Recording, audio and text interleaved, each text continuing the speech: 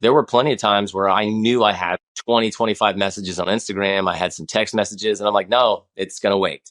Because when I got home, one of my favorite things is when I would come home from those days, I'd open the door. We have a wreath with some bells on it, and they would ring. And my youngest daughter, who's 3, would go, "Daddy," and sprint from wherever she is into my arms. I love that. So I'm not going to be on my phone and like literally physically telling her she's not that important when I've been gone all day. Welcome back to the show, Disruptors. I'm your host, Aaron Hale. This is Point of Impact. Hey, dads, have you ever said this? And I know I'm guilty of it myself, but have you ever said, my wife's out doing something today and I'm stuck babysitting the kids? My guest heard something just like that from a young first-time father, and it incensed him. It set him off. He said, too many fathers are abdicating the responsibility of being a father, being a parent. They might look at themselves as protectors and providers, sometimes authoritarians or, enforcers, but they look to their wives, the mothers, as the parents, the ones that really connect with their children and teach. My guest, Nate Feathers, says dads don't babysit.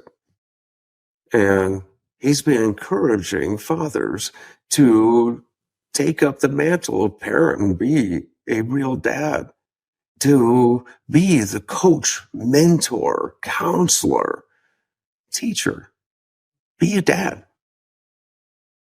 Today's conversation, we go through a lot of that. We talk about how to create a bond with your children from birth, how to do we talk about skin to skin contact when holding a newborn and going through all the phases of childhood, being a parent even after they leave the house.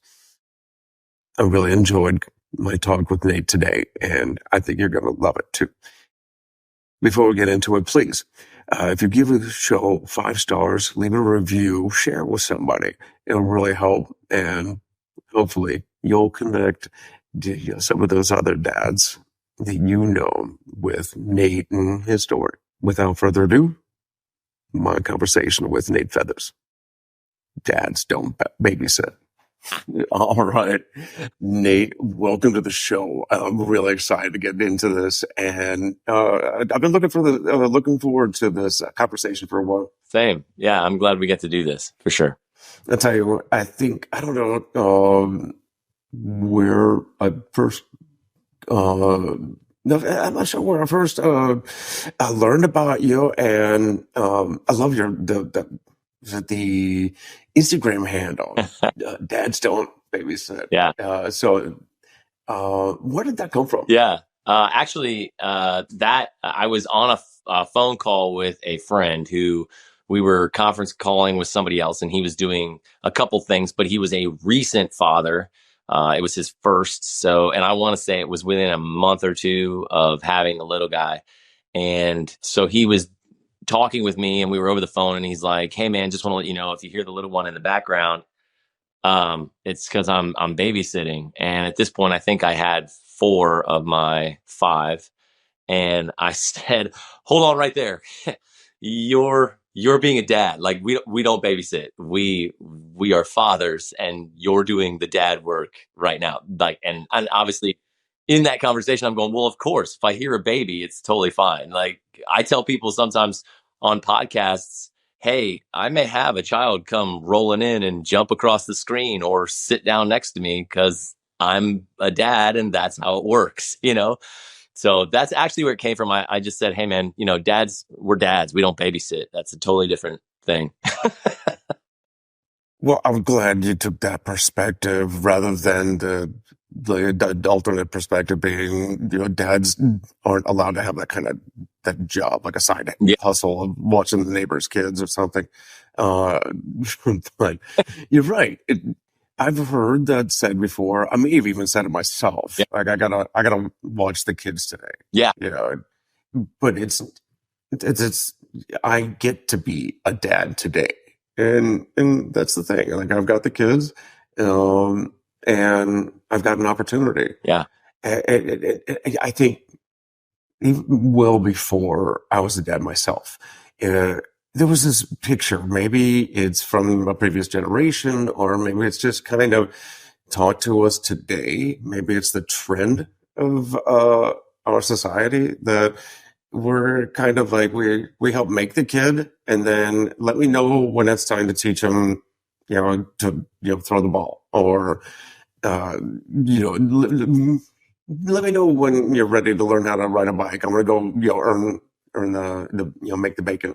Yeah. Uh, what's what is wrong with that? Where's that come from? Yeah. Well, I honestly think that that's probably last 150 years concept, in my opinion. I think pre-industrial revolution, like if you think about that situation prior to the industrial revolution where men and like where we started to build suburbs and mothers stayed at home with the kids and men went to work at a job in some factory, what you had was fathers and like families and like groups of people who were farming or tribe of some kind, and they work together to gather food or hunt. And I know that's like ancient kind of thought, but I really think the concept of I make the bacon, like I go home, I bring home the bacon, and I go to a job.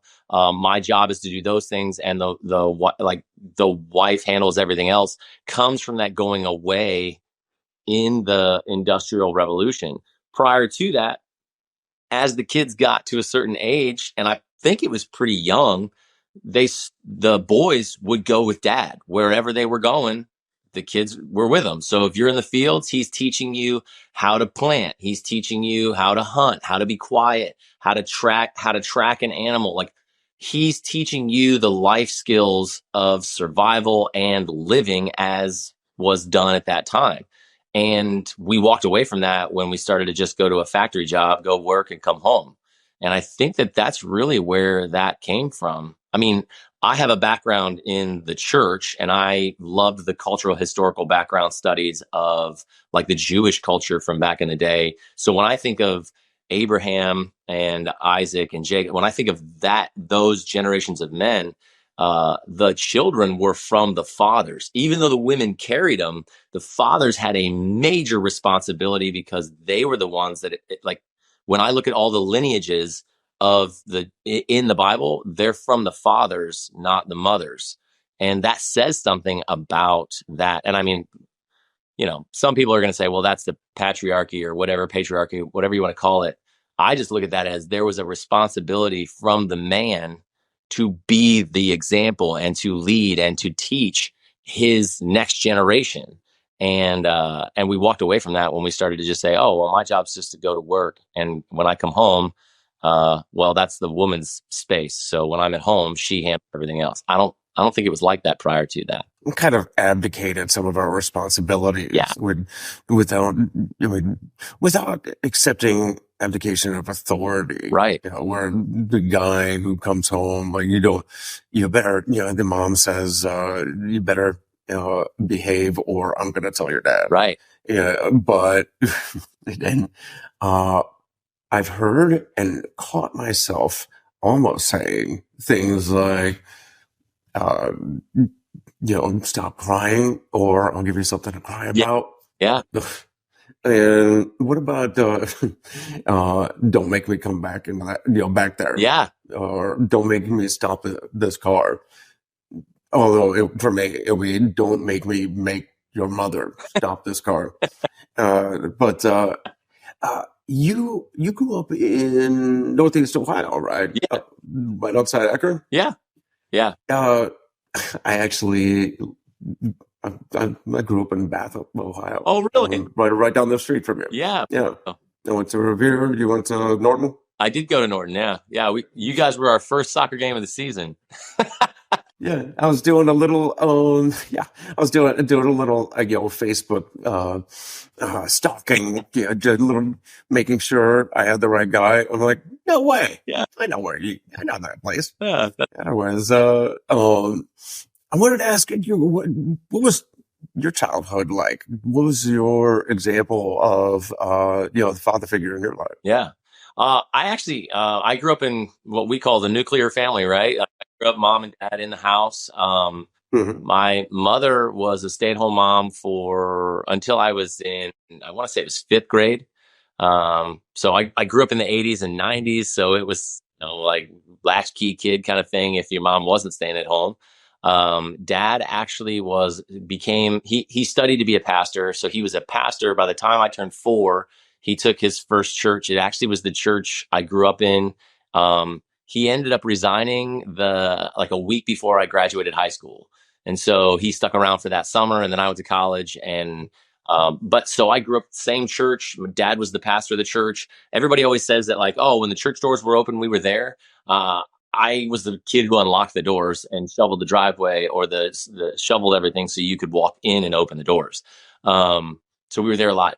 I was just having a conversation with a friend of mine about this just the other day, where I was like, I didn't have a bad childhood. I had pretty good childhood. No abuse, nothing like that I look back on and say, oh, I have to change my family tree completely because, dad was horrible. Like, it wasn't like that.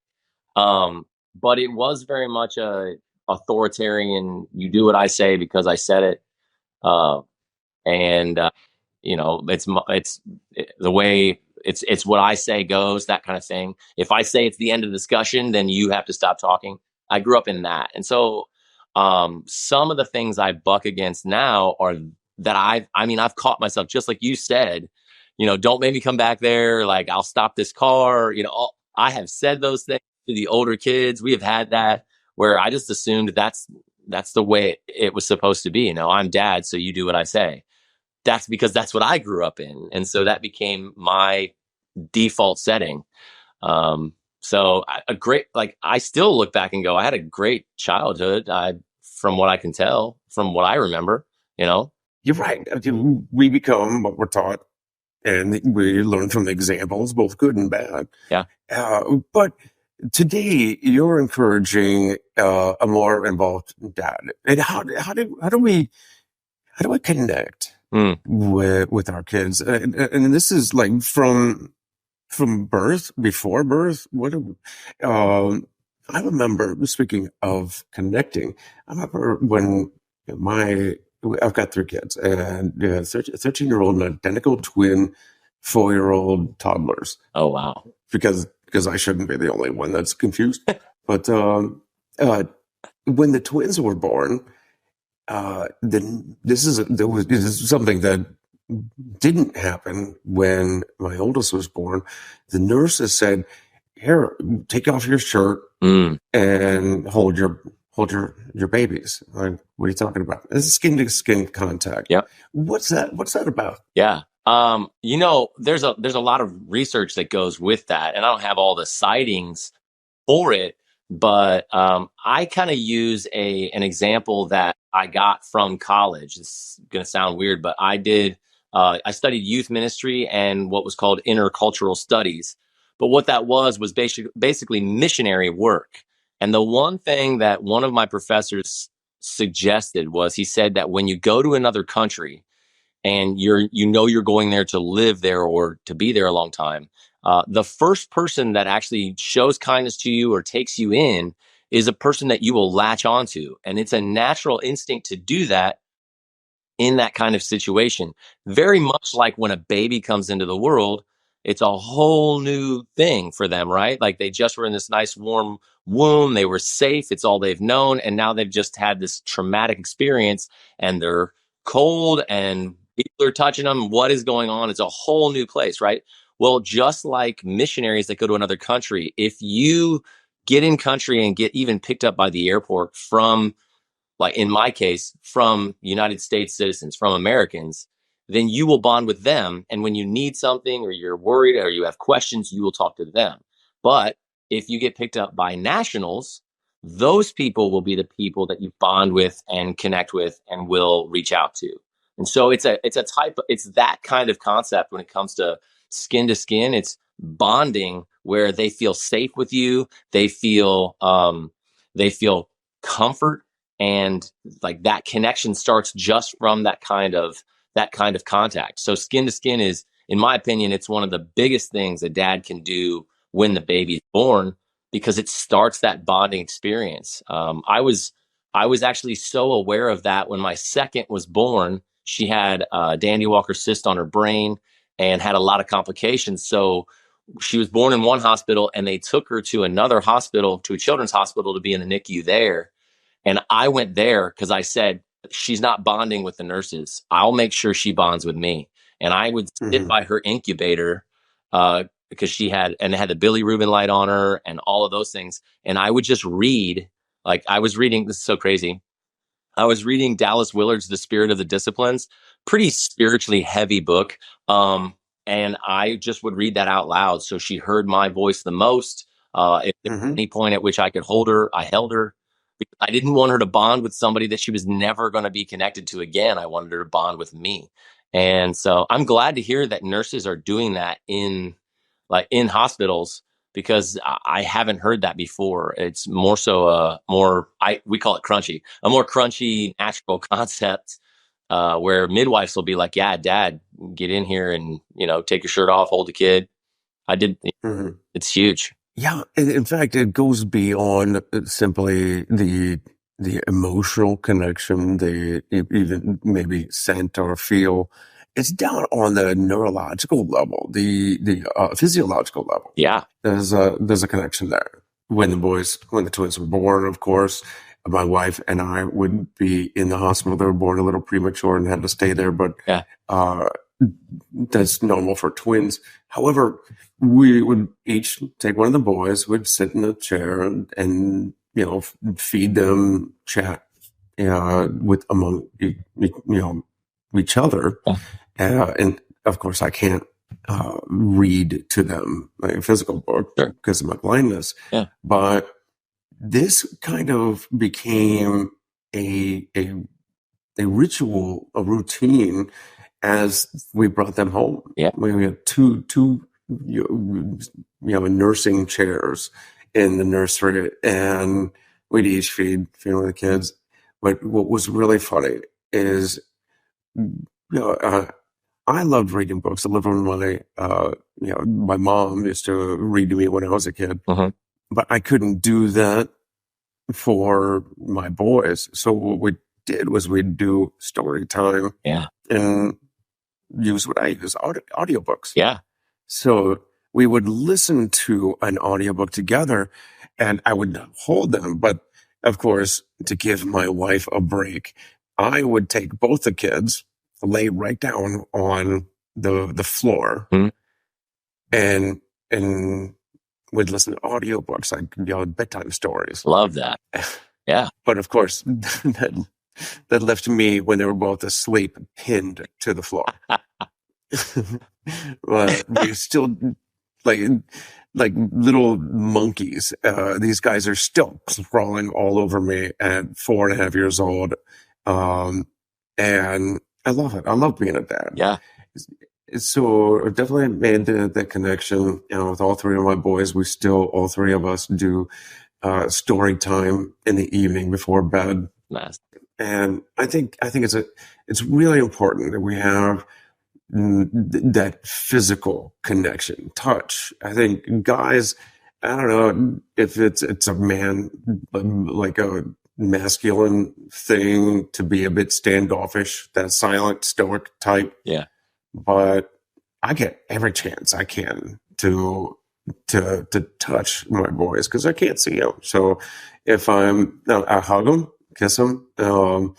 If I'm talking to them, I hold their shoulder so I know they've got I've got their attention.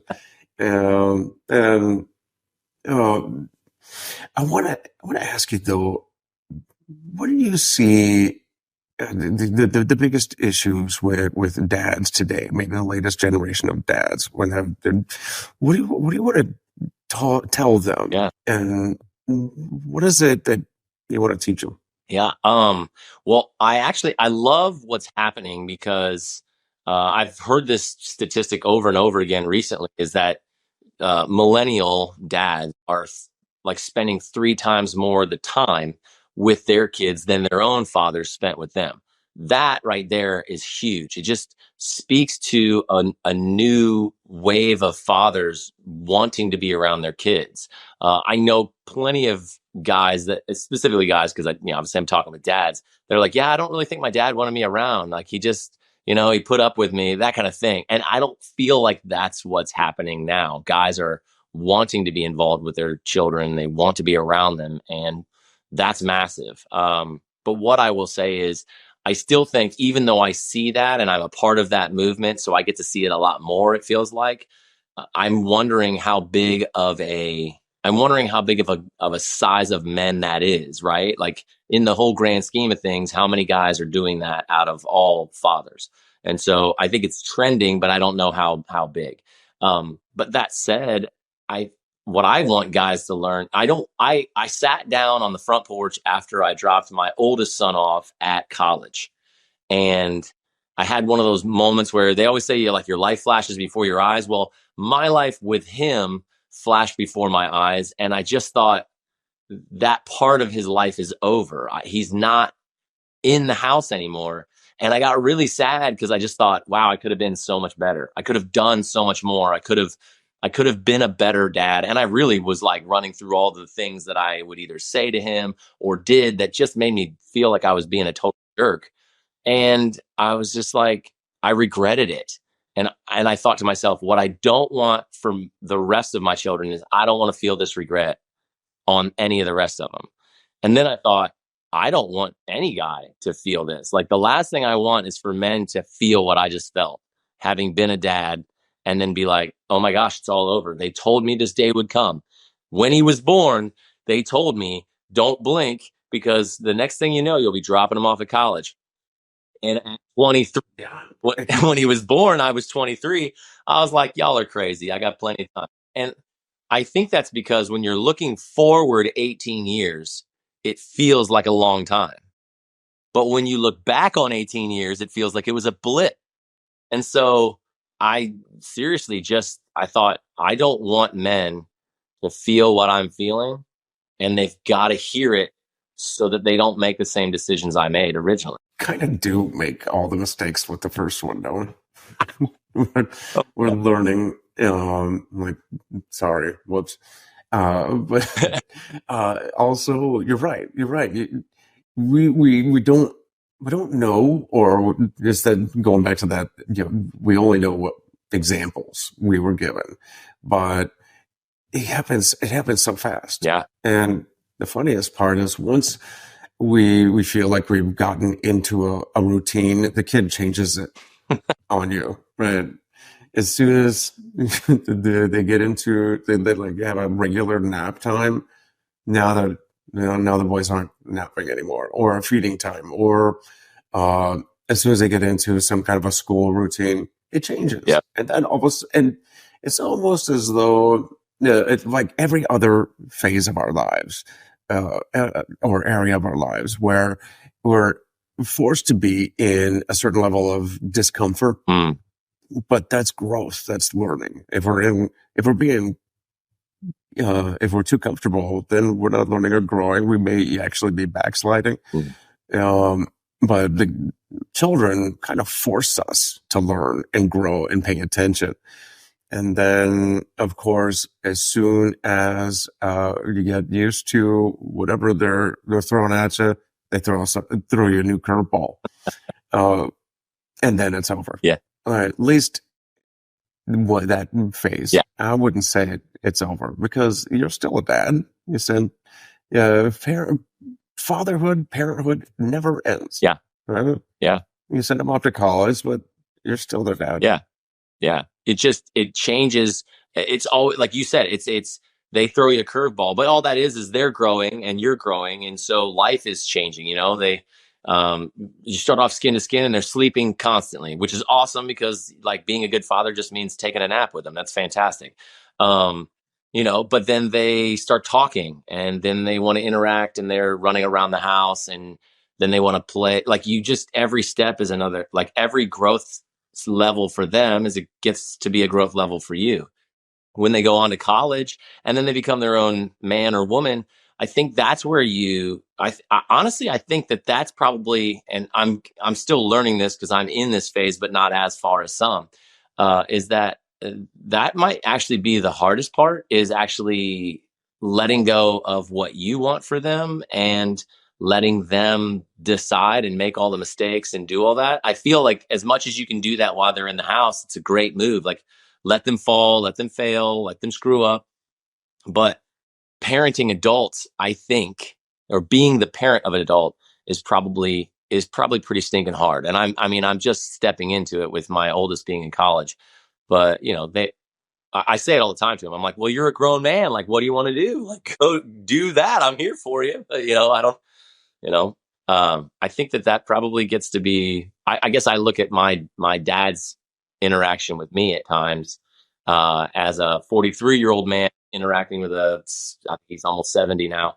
Like, sometimes I question if we ever learn how to parent the remainder of their life, because we want to tell them what to do, or like we used to, and you can't get away with that, because if my dad's like, hey, you should do this or you should do that, I can be like, well, I also have my own children, have my own life, and pay my own bills, so I guess I'll do this over here because that's what I want to do. And that can be difficult, I think, for dads specifically. So what have you learned since you become a father? The mistakes you made or the mistakes you've seen other make? Yeah. What works? What doesn't work? And I mean, I know you put out a recent Instagram video where you were talking about some kid was doing a dance video Yeah. or something, and the dad came right up to the screen and slapped the kid. Yeah. Yeah. You seem pretty incensed about that. Oh, yeah. I mean, I was so mad, and I used to spank, and I don't. Like, that's the thing, is that, like, I don't have any, like, I mean, I'm like, that video was actually, I was like, I was pretty adamant against spanking then, and prior to that. But when I made that video, I was horribly angry about that, and thought to myself, how could we ever do that to a tiny human? Like, anything, I look back on me when I was a guy who spanked, and I'm like, how could you do that to your kid? Like, you keep telling them don't hit other people, and then when they do something that you either don't like, or you are trying to quote unquote teach them, you hit them. And people are like, well, spanking's different from hitting. Not from the guy who's receiving it. I mean, I remember getting turned over a knee and getting my butt spanked. I didn't like it. I hated it. And I would grit my teeth to not cry, because I was like, I'm not gonna cry because you're, like, in my mind it was, you're hitting me because it's punishment. You're gonna make me cry, and I'm not gonna give you the satisfaction. But then I would be like, in my mind, I would go, oh, my dad doesn't love me. And that's what would make me cry. Well, that's the last thing I want to give to my children, or like hand off to them, is for them to think I don't love them. And that's why I'm doing this. And that wasn't my dad doing, like, saying anything like I don't love you. It was my own interpretation of all that was happening. And I could not, as a child, compute him hitting me with him loving me. Well, I don't want my kids to have that. So when I say that, I'm like, there are way other, like you just said it, like, I know that with your blindness, you're like, I need to have their attention. So I hold their shoulders.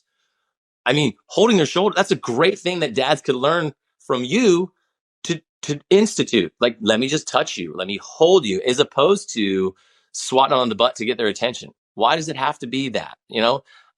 If I smacked my wife every time I wanted her attention, even if it was like a smack, hey, like, she's not gonna be my wife for very long, right? She's gonna be, stop hitting me. I feel, That's not you know, that's not good. of course not. Oh, well, it just depends.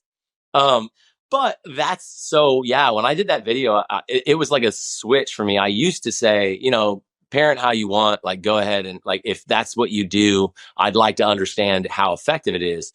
But that moment, I was like, nope, it isn't, like, because there's no line, right? The line is blurred from where it steps from correction to abuse. So if we can use something else to correct, choose that every time. Because if you don't, like, if like, Yeah. some people use a Hey, belt, some people use a spoon. I'm thinking, think about what you're doing, and would you do this to an adult? And people are like, well, I have to teach them consequences. Well, you can learn consequences without the consequence being dad smacks my butt or hits me in some way, shape, or form. Well, you said something in that video that really stuck with me, and it was, that, dads believe that they have to inflict this discipline on their kids, where it's the dad that needs the discipline. Absolutely. You need to think about the ramifications of their actions, how they talk to the kid, how they physically touch that kid, and what long term second those secondary effects. Right, you might get the kid to stop or begin whatever behavior it is in the moment. But what does that teach Yeah. your child? Yeah.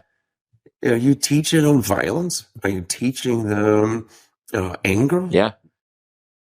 And there are some times where the child's learning, Yeah. and maybe making mistakes, and they're always testing boundaries. Sure. Sure.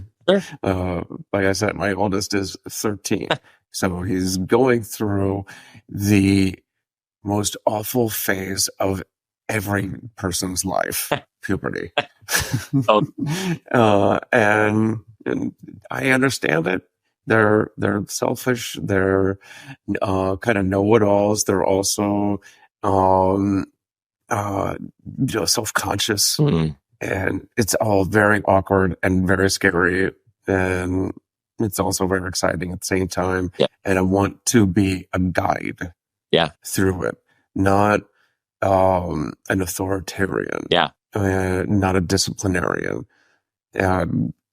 I'm there for structure, but I think you also mentioned that sometimes kids need less structure rather than too many barriers.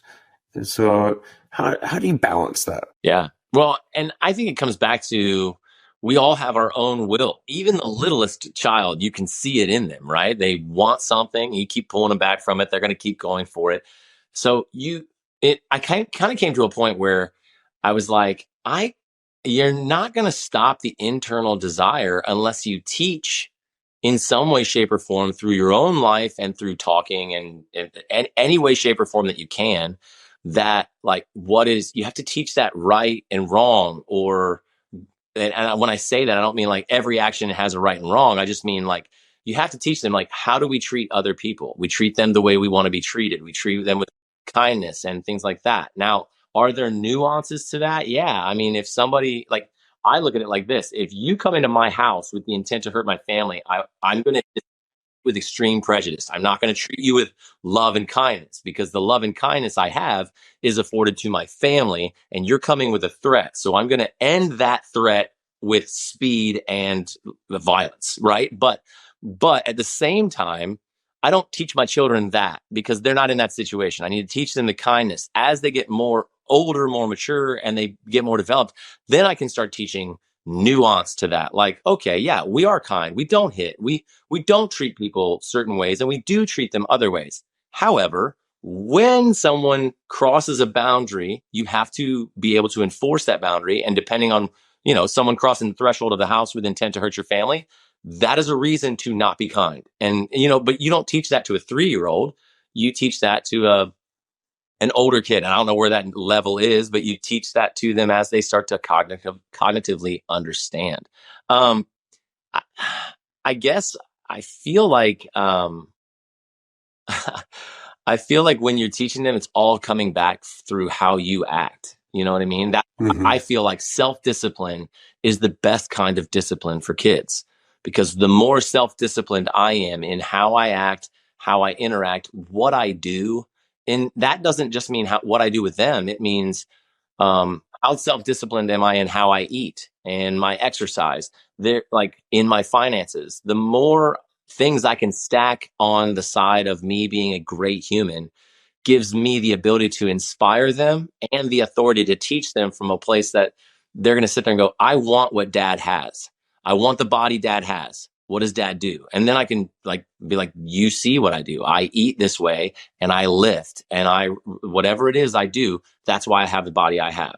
Right. I have the money I have. You see what I do, like bring them into that, teach them.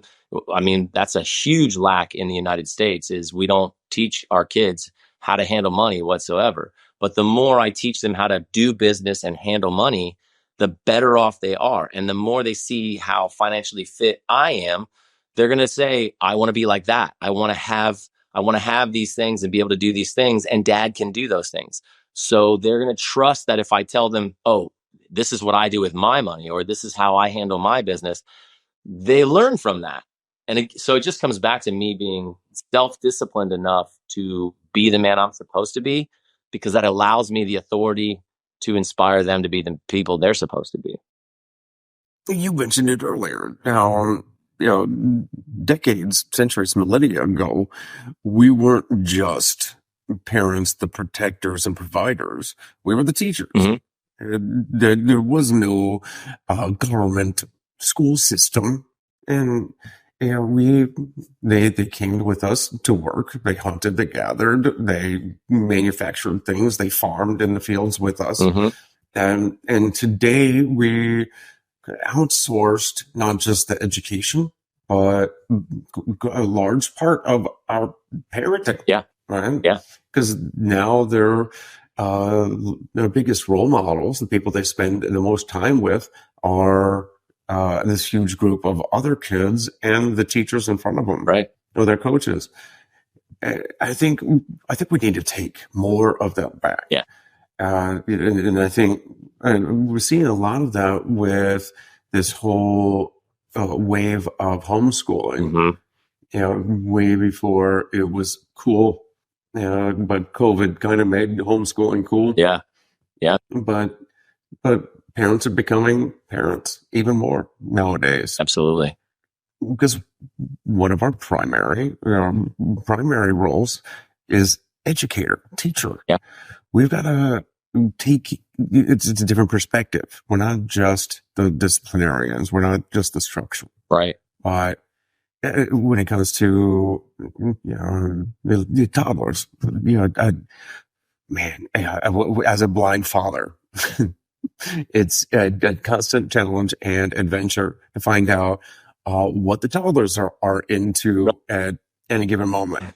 And I've found discovered that they have found a box of matches, or the lighter we keep for the candles or something like that. I'm like, oh my God! And the first instinct is to smack it out of their hands and say, no, don't touch that ever again. Right.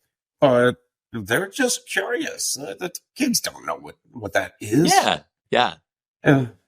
And so I don't know. I took one of the matches and I said, this is very dangerous. You got to be very careful. I don't want you touching this. And here's why. And I struck the match and I started a fire. And I said, that right there, you know what fire is, and that'll hurt you. And it'll burn the house down. Right. I don't know if I taught him to be safe, or I might have struck the spark, so to speak, in a little arson. Yeah. But I want him to understand why I don't want him to touch it. Right. Right. Yeah, I think that's a great example of kids being kids, and us as parents, if we're not conscious of it, just thinking that's dangerous, because we have the context that they don't know what they're doing with it. It won't be safe in their hands because they could burn themselves. We're trying to keep them safe. They could burn down the house, like all of those things. We have that context, but we don't give them any of that. We just smack it and say, no, that's not safe. Like, you can't do that. But they aren't, like you said, they're not being bad. They're curious. They're learning. Like, this is a whole new, what is this? Like, what's in this box? Oh, this box opens and all this stuff pours out. And that's frustrating to us because matches, toys, whatever it is, whatever they're dumping out on the floor, they're probably not going to pick up, right? They're probably going to leave for us to step on or have to clean up. So there's frustration that comes with that when we don't realize, hey, they're new to this world and they're really just learning every day. It's kind of like when I had a guy reach out to me on Insta and he's like, dude, I get so frustrated with the like decibel and level that my kid can scream that I can't even be around him. And I'm like, yeah, they're made to do that because it's supposed to incite in us like, oh my gosh, what do I have to fix to get this to stop? Right. They also, that's the only way of communicating.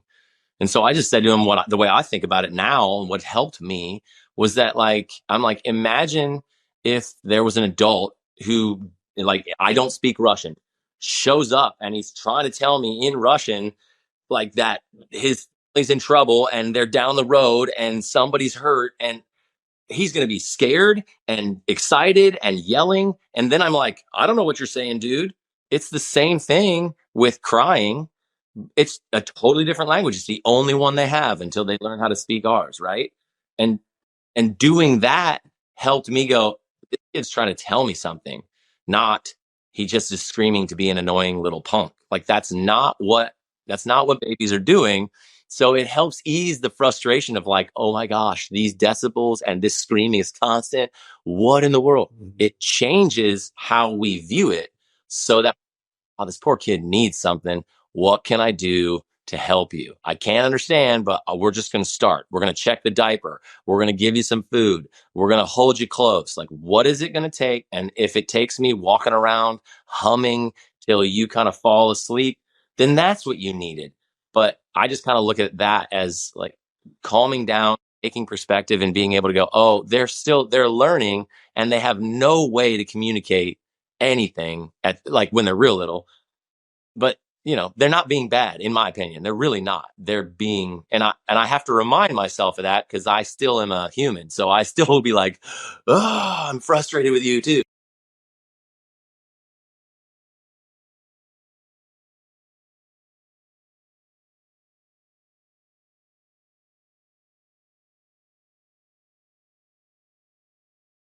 Only way they know how, especially when they're infants and all they can do is cry Yeah, or laugh or giggle, but yeah, they don't have the words yet. So, screaming kid is like a fire alarm. It's trying to tell you something.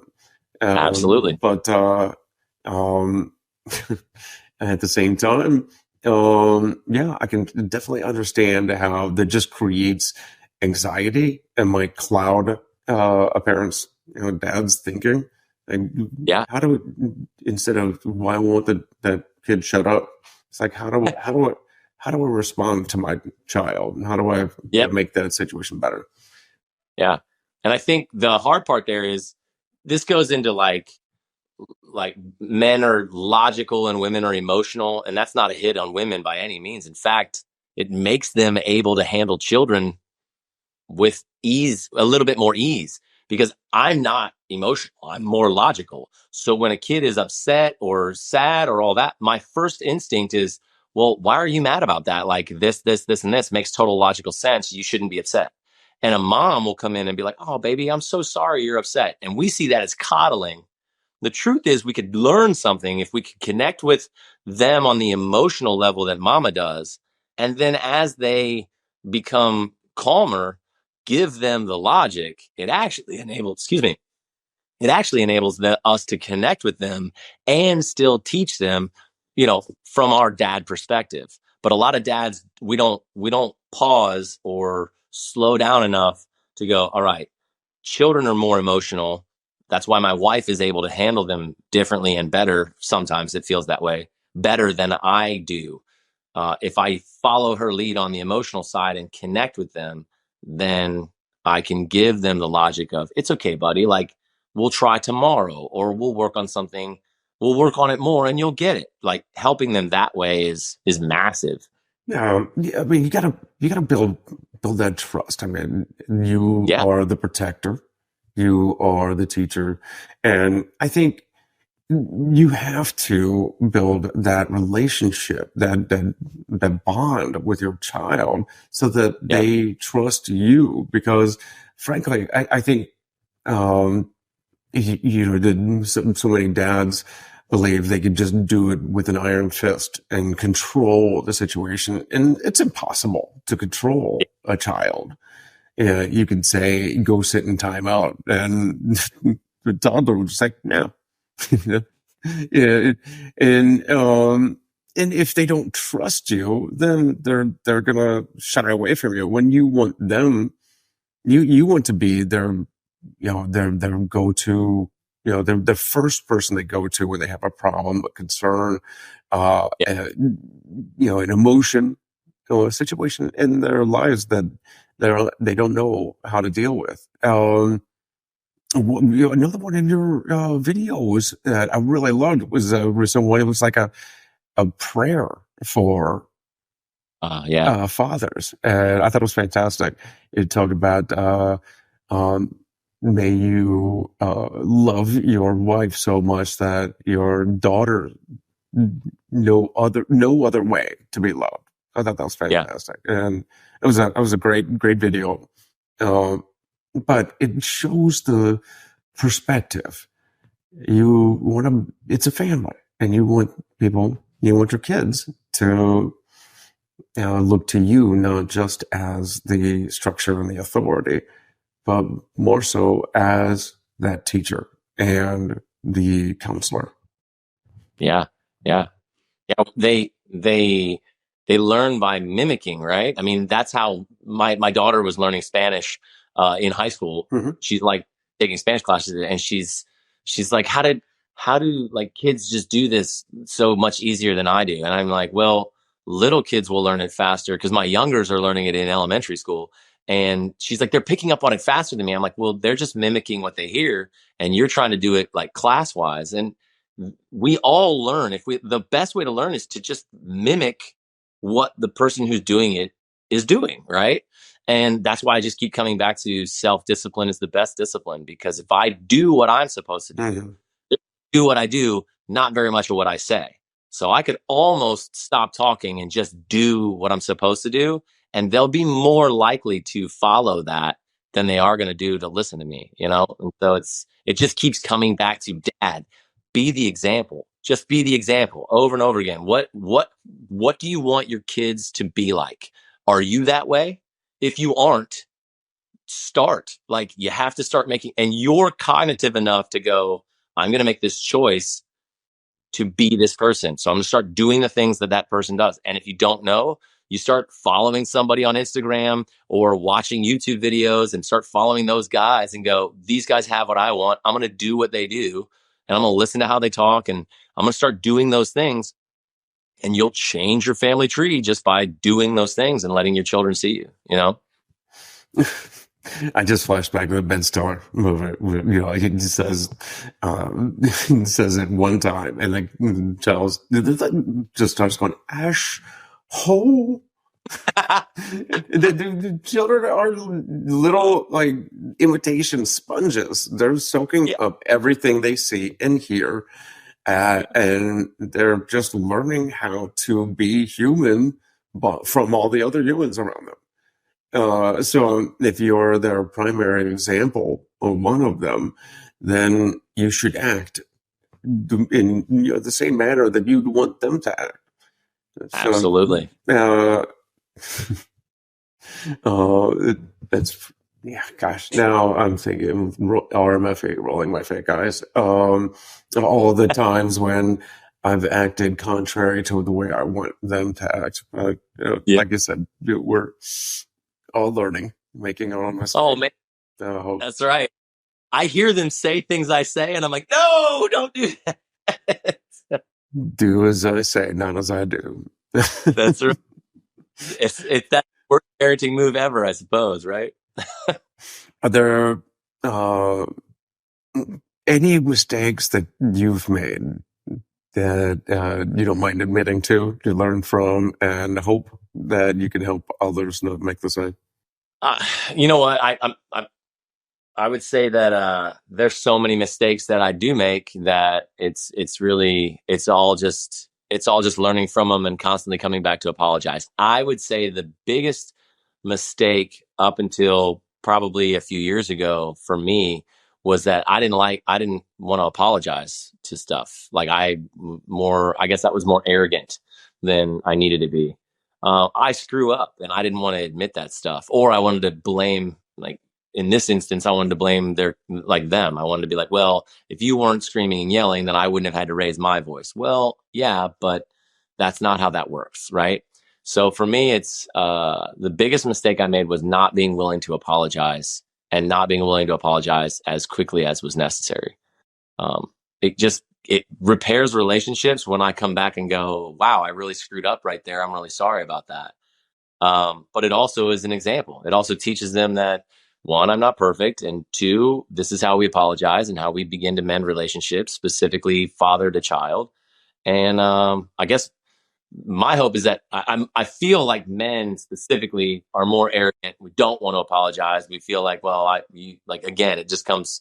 I don't know if it's a man thing, but it feels like it is. If we're just willing to humble ourselves and be apologetic when we know we've messed up and go back to it, so much. Well, that's a not only a good ego check, anyways. It's a good lesson in general, not just in parenting. Right. Be able to recognize mistakes you made and apologize for them right away. And Yeah. I'll put that on the list. Um, but yeah, that's a great example. I just keep thinking, going back to the teaching, and there are some things that you just can't explain, can't teach a child when they're not ready to learn. They don't have the capacity to learn. I mean, like the fire thing, with the matches, that's one. But what about all the nasty chemicals or under the sink?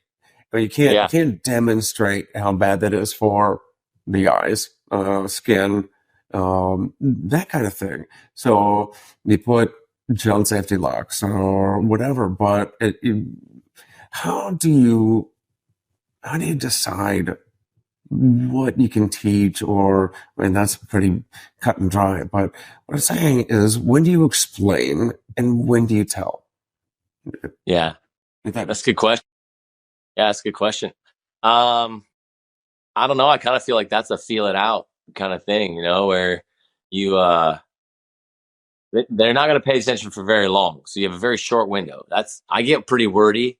So my wife will be like, hey, they're not listening anymore, that kind of thing. So uh, I would say just, yeah, just a, any chance you get, take it, but make it quick. You know what I mean? Make it quick, move on from there is the way I guess I see that, especially with littles. I'm thinking more littles, because the older they get, the more you can ask questions. If you've not been a parent who asks questions, to like interrogate, but you've been like, hey, tell me what you were thinking through that. Like describe to me what was happening. Again, that also comes from not being a parent who comes down hard and is like, you screwed up, and like is constantly, I don't want to say abusing, but like beating them over the head with a mess up. If you're the kind of guy that can be like, hey, walk me through where you were there, like help me understand what you were doing, or what you were going through in that situation that made you make that choice, when they're older. Like I can do that with my teenage daughter and my college son. I can ask, like, walk me through that. How do you see it?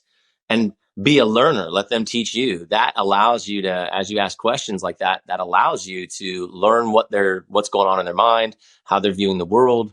And then coming back and going, well, how can I help you navigate this situation? You can't do that with littles, but you can still ask questions. How did that make you feel? Did I asked my 7-year old, I'll be like, well, did we learn anything? Like, what did we learn about that situation that you didn't like? And he may say like, oh, I learned that I shouldn't, I shouldn't try to jump off the seventh step because it's way too high and it hurt my feet. But the fourth step's probably cool. I don't worry about you jumping off the fourth step. Then you're go. But he's not going to go any higher, or he's not going to go all the way up there because he found it didn't feel good. I don't know. I'm also the guy that's like, okay, the stove is hot. You probably don't want to touch the stove, cause it'll burn you. But if they're touching the stove, I'm not gonna scream and yell at them for that. Like they learned real fast when they pulled their hand back, like, wow, that's really hot. Be like, hey, buddy, I wouldn't lie to you, man. I'm just trying to keep you safe. But we learned something, didn't we? We learned that that's hot. and move on, you know?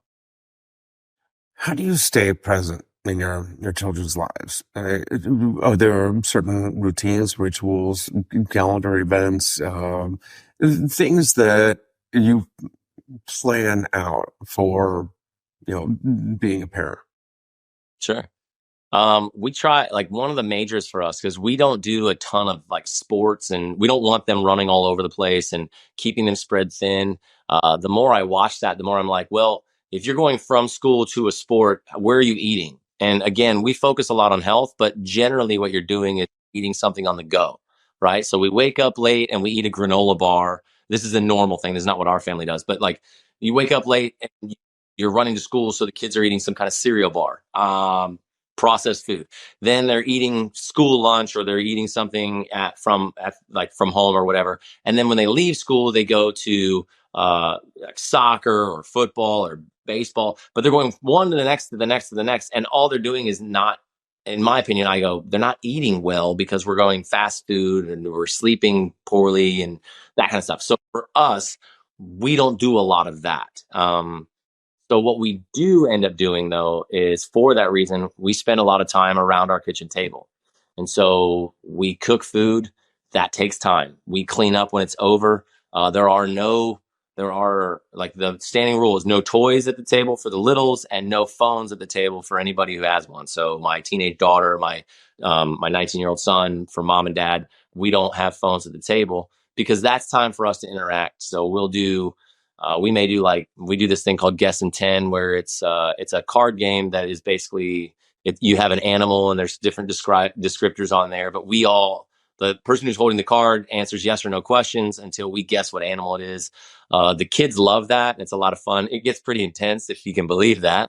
Um, but we do stuff like that to interact, and then we try to keep a bedtime routine of some sort for the littles as well.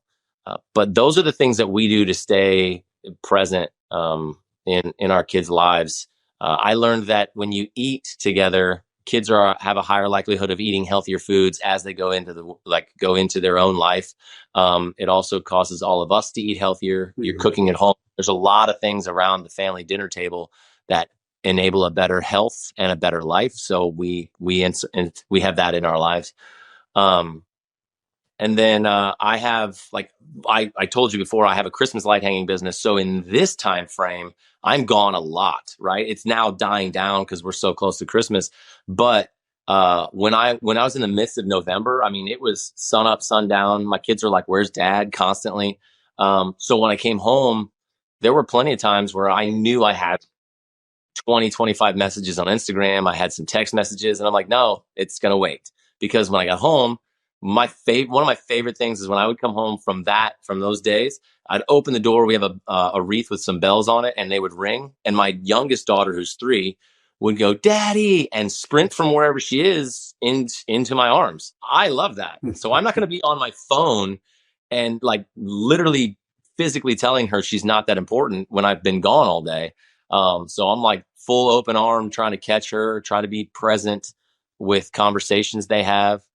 So the phone goes away, and if I didn't get your text message or I didn't respond to a DM, you'll get something. Just depends on when it'll be, because I'm interacting with fam at this point, and nothing else really matters. Trying to make it that way. There is nothing better than one of those full contact baby or toddler hugs.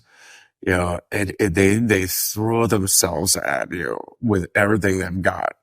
And Yeah, it's one of those things that, it heals you just like, a kiss to a boo heals them. yeah, Uh, until they're about, crotch level height. And then, that's another story. yeah. Right. That's a headbutt to the junk. Little defensive move. And Yeah. with two identical twins, I got a double. That was a brutal phase. Ouch. But these guys, they're my 3 boys. The 13-year-old is a little dude. He's wiry and Mm-hmm. fast and just takes athletics like no problem, right? He just kind Yeah. of flicks the zone on. He goes into, what do you call it? Um, do that focus, right? Yeah. With no problem. And it's just super coordinated. The Yeah. twins are big. They're not fat, chunky kids. They're just 96th percentile in their like size for Yeah. their age. So they're just like the daycare teachers call them the linebackers. Yeah. Child safety locks are helpful suggestions. Uh, it just slows them down. Yeah. But yeah, you're right. I mean, there's just nothing better, and I love being a dad. Yeah. I really appreciate what you put out. And is there anything you'd like to tell a new dad out there? Yeah. Relax. It's gonna be okay. You're gonna stress about a lot of things, and most of those things you stress about, you probably don't need to. So if you can make your default setting, this is gonna be okay, and relax, you'll handle probably 95% of fatherhood the right way, I think. I love it. That's awesome. Where can somebody learn more about you, connect with you, ask you some questions, or just follow you? Yeah. Can follow me on Instagram at dads don't babysit. It's dads underscore don't underscore babysit. That's actually where I put out a lot of my content. I'm working on a few other things, and I've been saying that for the past couple months. So we're working on a website, working on some other things coming up, working on a book, and so we'll see where that comes from. And I'll be talking a lot more about that as we get closer to the end of that date. But really right now it's specific. If you message me on Instagram, and it goes to I check my hidden messages because I've found, tons of messages from people that have said like, hey, this is changing my life or it's helping me with my kids. So I check those because if there's somebody out there that's reaching out to chat, I want to make sure I connect with you. So, if you message me on Instagram, I will message you back for sure at some point. Fantastic. Well, I really appreciate you sharing the time and your experience with me. And Absolutely. I wish you all the best and good luck in your future endeavors as a father. Thanks, sir. Talk to you later.